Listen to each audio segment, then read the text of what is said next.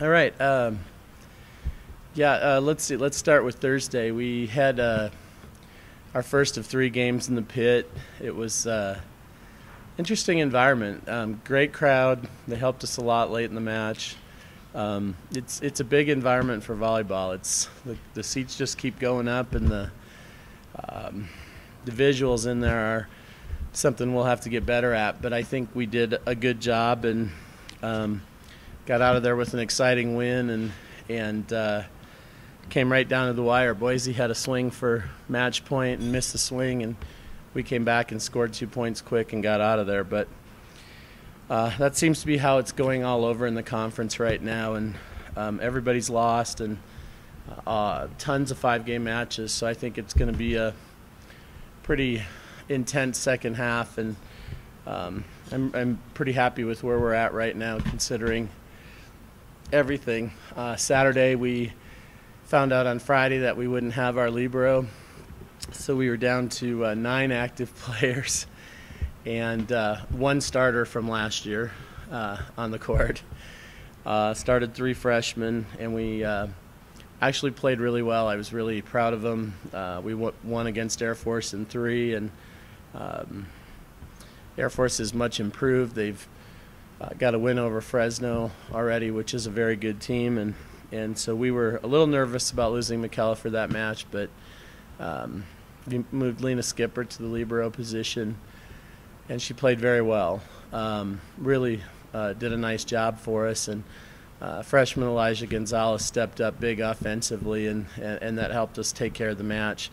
Also, another freshman, Sky Galat, blocked a ton of balls for us, and so a couple of our freshmen really and a newcomer really stepped up to help us on Saturday when the chips were down. And hopefully with this 2-week break or week and a half, some people will get healthy. I mean, it's all through our group. I'm nursing it myself. Chelsea is, McKellar still isn't cleared to play, but like I said, we've got another 9 days before a match, and hopefully by then we'll have everyone on the right track and moving forward. Other than that, I want to talk a little bit about our team. They've been great. It's been amazing. Like I said, starting 3 freshmen and a newcomer at times, and they just keep getting it done for us. And there's nights afterwards where I really look at my staff and don't know how, but they like each other. They've got good chemistry, and they keep finding a way to win. It's exciting, and I'm grateful to everyone who's helping out because it's taking a big team effort this year, and mostly grateful to our fans because they've pulled us through a couple really tight matches this year already. Any questions? Really good time, because coming out of it we have five matches in 11 days, and so we need to be healthy and ready to go. And we have 2 on the road, San Diego State and Reno, and then come back with our Dig Pink game against New Mexico State in the pit, UNLV in the pit, and then Fresno State here. So it's a pretty key run because we're all the teams that are kind of 1 through 4 right now, and so it's going to be things are really going to play out tight, and hopefully we can getting to play 2 of those at home will help us, but we need to get healthy for sure. Are you guys going to take it easy a little bit to try to get healthy? Like you change practice or anything? Actually, there's no practice. We literally we shut down a few kids, so they're lifting weights, and we'll start practice again this Thursday, and then starting Monday we'll be back on every day again. But it's more important that we have bodies that can be on the court than that we're getting an extra practice or 2 in right now, because when we do practice, there's only 9 or 10 people. They're getting a lot of touches anyway, so we can shorten it up, make it better, and hopefully get them through the last 10 or 12 matches.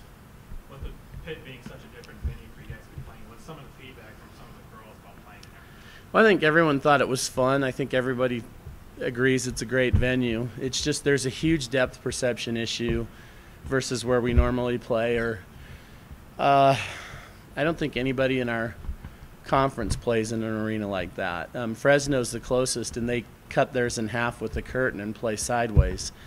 So it's a lot different. I mean, and And in most big venues like that, you have a backdrop and then a balcony. It's not so vast, and this just keeps going up. And like I said, as we practiced and as we played the match in there, it seems to slow the match down a little bit because it's so high that there's a tendency for the setters to set the ball higher and pass the ball higher. And so that was one of the things we really had to work on in practice, and we'll continue for our next 2 matches in there, is trying to keep things down in the arena and a little quicker. Is it something you would want to do? I know you're doing it because you have to do the line kick, but is it something you would want to do once or twice every year? We love Johnson Center. Our problem there is parking, plain and simple parking, and it's a problem for our fans. It's the biggest complaint we get every year. And if we could get a structure over there or something, that would allow us. We can't really grow right now. We get 1,500, 2,000 people at every game, but to go beyond that, they're parking and walking a mile just to get to the gym, and that is the big problem. And if we could fix that, we'd rather be right where we're at. But if we can't, then we've got to look at other options on down the road. All right, thanks. Have a good week.